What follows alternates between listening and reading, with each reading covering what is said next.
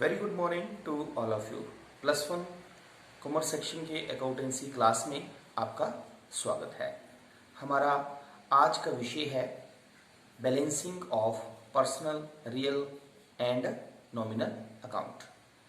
पिछले वीडियो में हमने आपको बताया कि खाता बही में हम प्रत्येक खाते को बनाते हैं और फिर उस खाते का शेष निकालते हैं। खाता बही में खाते बनाने के बाद जब तक हम उसका बैलेंस या शेष नहीं निकालते हैं तब तक हमें उस खाते की सही जानकारी प्राप्त नहीं होती है। ये शेष जो है वो जब खाता बंद किया जाता है तभी हम निकाल सकते हैं। तो ये शेष मुख्यतः किसी भी व्यवसाय में 3 मंथ्स के बाद, 6 मंथ्स के बाद निकाला जाता है और लास्ट के अंत में जब बुक्स ऑफ अकाउंट क्लोज की जाती है तब तो प्रत्येक खाते की क्लोजिंग की जाती है और शेष निकाले जाते हैं। पिछले वीडियो में हमने आपको बताया कि व्यक्तिगत खाते की बैलेंसिंग कैसे करते हैं, रियल अकाउंट की बैलेंसिंग कैसे करते हैं और नॉमिनल अकाउंट की बैलेंसिंग कैसे करते हैं। अब बैलेंसिंग का मतलब क्या होता है? शेष निकालना। तो उसके लिए मैंने आपको बताया था कि हम डेबिट और क्रेडिट दोनों साइड का टोटल करते हैं, फिर उनका डिफरेंस अंतर निकालते हैं और फिर उस अंतर की राशि जो होती है वो उस पक्ष में लिखी जाती है जो जिस पक्ष में जो है वो टोटल कम होता है और उन टोटल्स को फिर आमने सामने बराबर कर दिया जाता है।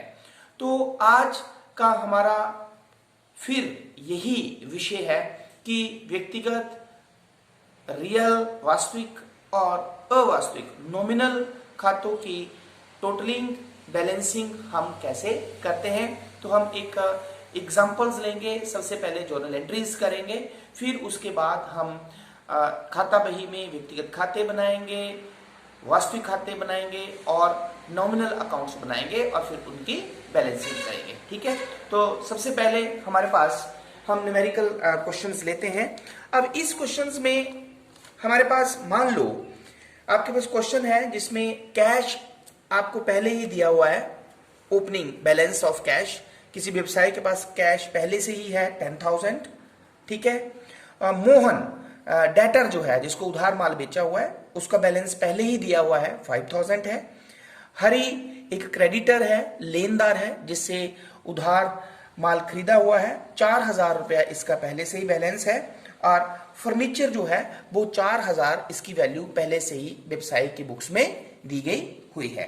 और अब जो है वो न्यू ईयर में ट्रांजैक्शंस है व्यवसाय के पास, गुड्स सोल्ड टू मोहन ₹2,000। ठीक है, मोहन को उधार माल बेचा 2,000 रुपए का।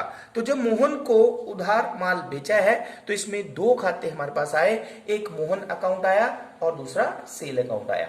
क्योंकि मोहन एक पर्सनल अकाउंट है और पर्सनल अकाउंट का रूल है डेबिट द रिसीवर। ठीक है, इसलिए मोहन अकाउंट को डेबिट करेंगे और सेल क्योंकि इनकम है हमारे पास, debit all the expenses and losses and credit all the incomes, और सेल को हम क्रेडिट करेंगे। ठीक है, तो इस लेन देन को हम रोजनामचा में जब लिखेंगे तो एंट्री करेंगे Mohan account debit to sale account 2,000 debit में, 2,000 क्रेडिट में।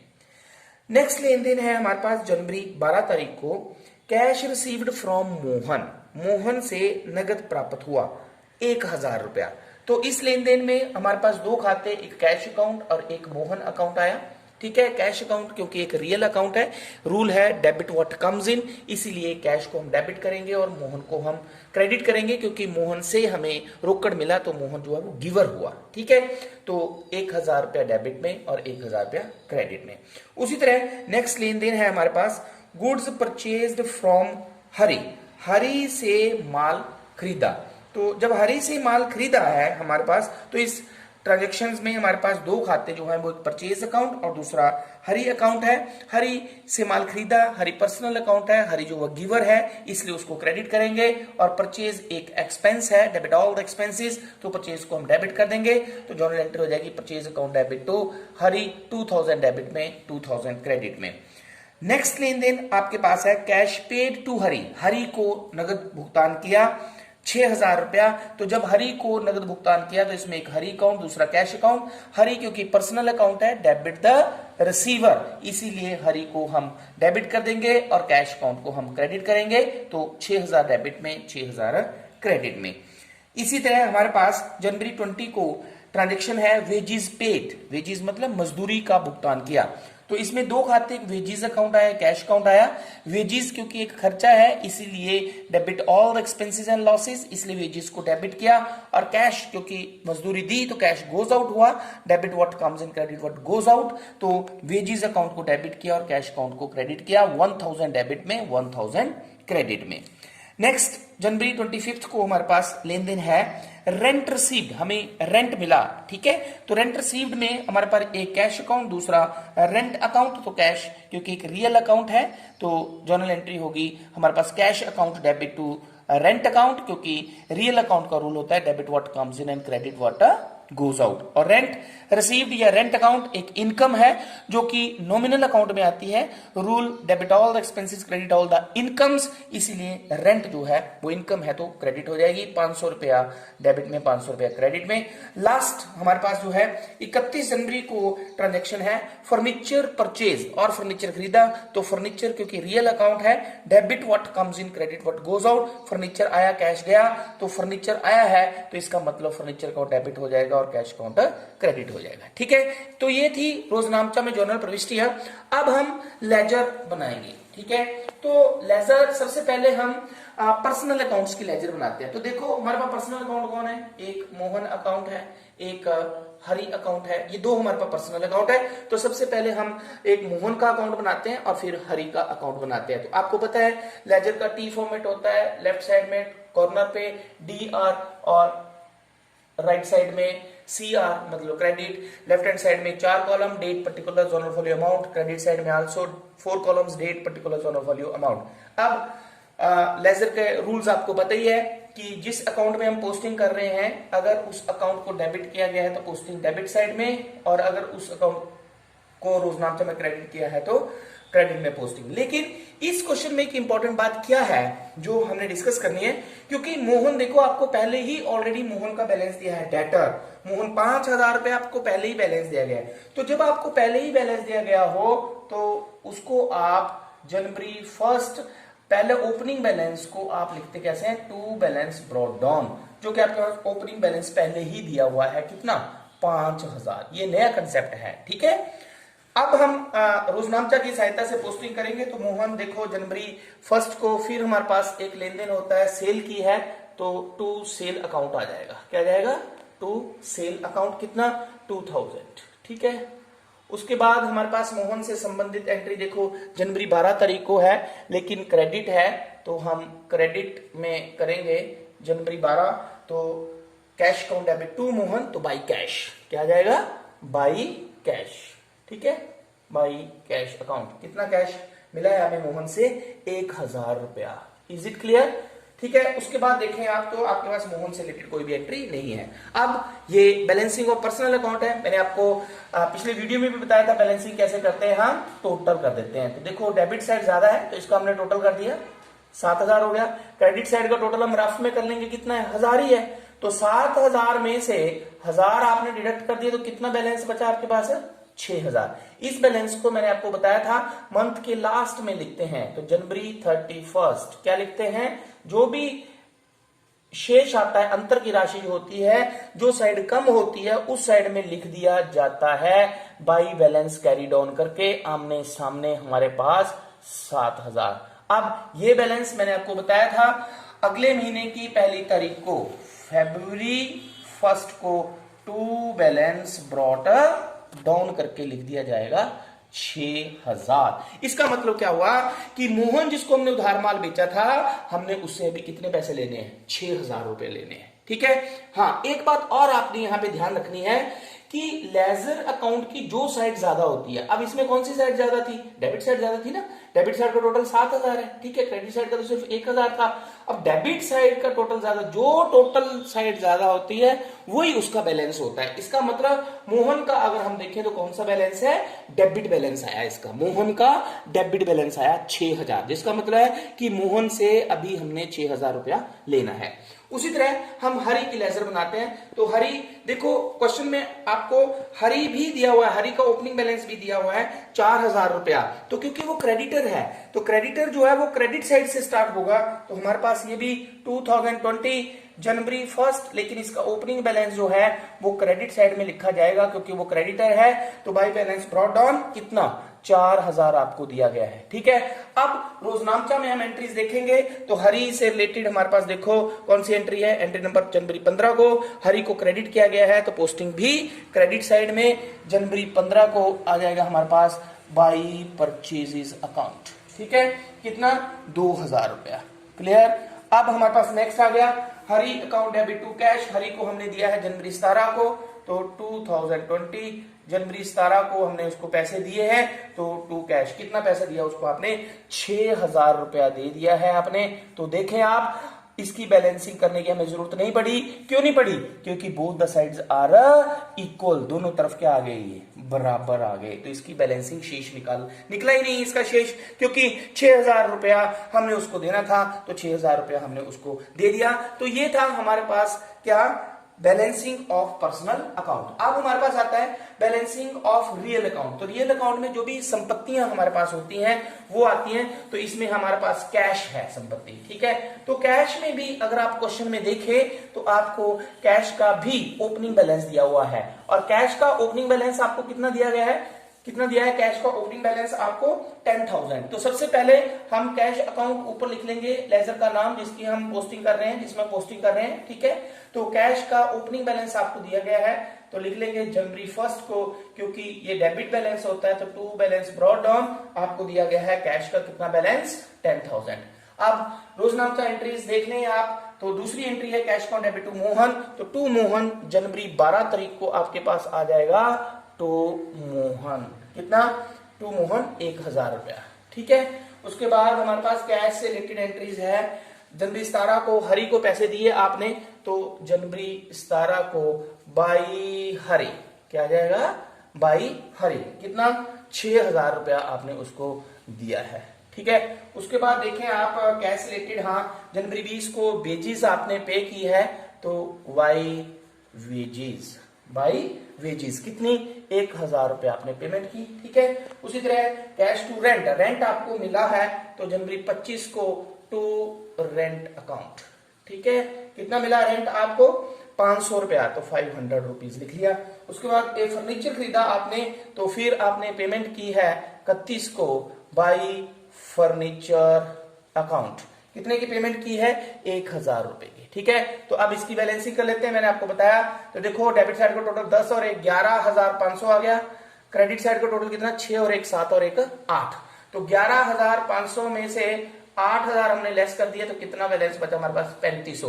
तो इस बैलेंस को महीने की लास्ट डेट को बाई बैलेंस कैरी डाउन करके जो साइड कम है तो हमारे पास क्रेडिट साइड कम है उस साइड में लिख दिया जाता है। और फिर ये बैलेंस जो है वो नेक्स्ट मंथ की पहली तारीख को फरवरी 1 को ओपनिंग बैलेंस बन जाता है जिसको हम लिखते हैं टू बैलेंस ब्रॉट डाउन 3500 रुपया। तो इस तरह से जो है हमने कैश की लेजर बना दी। ठीक है, अब हमारे पास रियल अकाउंट से रिलेटेड अगली लेजर जो है वो है फर्नीचर की लेजर। ठीक है, तो हम फर्नीचर की लेजर बनाते हैं। तो फर्नीचर की लेजर सबसे पहले जिसकी हम लेजर बनाएंगे उसका नाम सबसे टॉप पे लिखा जाता है तो हम लिख देंगे फर्नीचर अकाउंट। ठीक है, तो हमने लिख दिया फर्नीचर अकाउंट। ठीक है, तो फर्नीचर का भी ओपनिंग बैलेंस आपको दिया गया है। तो जनवरी 1 को आपको ओपनिंग बैलेंस दिया है तो टू बैलेंस ब्रॉट डाउन तो फर्नीचर का ओपनिंग बैलेंस आपको दिया हुआ है 4000। ठीक है, और फर्नीचर खरीदा आपने 31 तारीख को तो इसको हम लिख देंगे टू कैश अकाउंट कितना 1000 रुपया। और फर्नीचर से रिलेटेड कोई आइटम्स नहीं है तो हमारे पास आ गया 4 और 1 5000 बस। तो बैलेंस हमारे पास निकल गया लास्ट 31 जनवरी को बाई बैलेंस कैरी डाउन। कितना बैलेंस है अभी हमारे पास इसका 5000। ठीक है, और इसे आप अगले महीने की पहली तारीख को जैसे मैंने आपको बताया फरवरी 1 को टू बैलेंस ब्रॉट डाउन करके लिख देंगे कितना 5000। ठीक है, तो फर्नीचर की कौन सी साइड ज्यादा डेबिट साइड। इसका मतलब फर्नीचर का कौन सा बैलेंस निकला डेबिट बैलेंस। उसी तरह कैश की कौन सी साइड ज्यादा थी, डेबिट साइड। इसका मतलब कैश का कौन सा बैलेंस निकला, ये 3500 रुपया जो शेष निकला उसका बैलेंस कौन सा बैलेंस हुआ, ये डेबिट बैलेंस हुआ। ठीक है, तो अब तक हमने पढ़ लिया पर्सनल अकाउंट्स की बैलेंसिंग कैसे करते हैं और रियल अकाउंट की बैलेंसिंग कैसे करते हैं।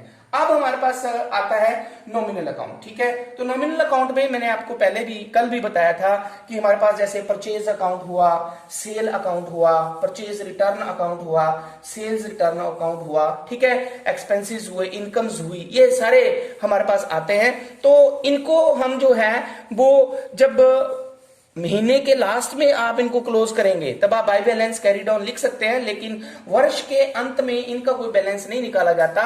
इन्हें हम क्या करते हैं, ट्रेडिंग अकाउंट या प्रॉफिट एंड लॉस अकाउंट में ट्रांसफर कर देते हैं। तो सबसे पहले मैं आपको परचेज अकाउंट की बता देता हूं। ठीक है, तो परचेज अकाउंट, तो परचेज से रिलेटेड हमारे पास जर्नल एंट्री देखो, ये है हमारे पास जनवरी 15 को टू हरी, तो मैंने लिख दिया यहाँ पे जनवरी 15 टू हरी। कितना अमाउंट है परचेज टू हरी, 2000 रुपया। ठीक है, और हमारे पास परचेज से रिलेटेड कोई आइटम्स नहीं है तो क्लोज कर देंगे, क्योंकि जनवरी महीने में है या हमारे पास और साल के अंत में कोई भी आइटम्स नहीं है मान लो, तो जब हम बुक्स ऑफ अकाउंट क्लोज करेंगे वर्ष के लास्ट में तो हम क्या करेंगे, इसको कहां ट्रांसफर कर देंगे, बाई ट्रेडिंग अकाउंट। कहां ट्रांसफर कर देंगे, बाई ट्रेडिंग अकाउंट 2000।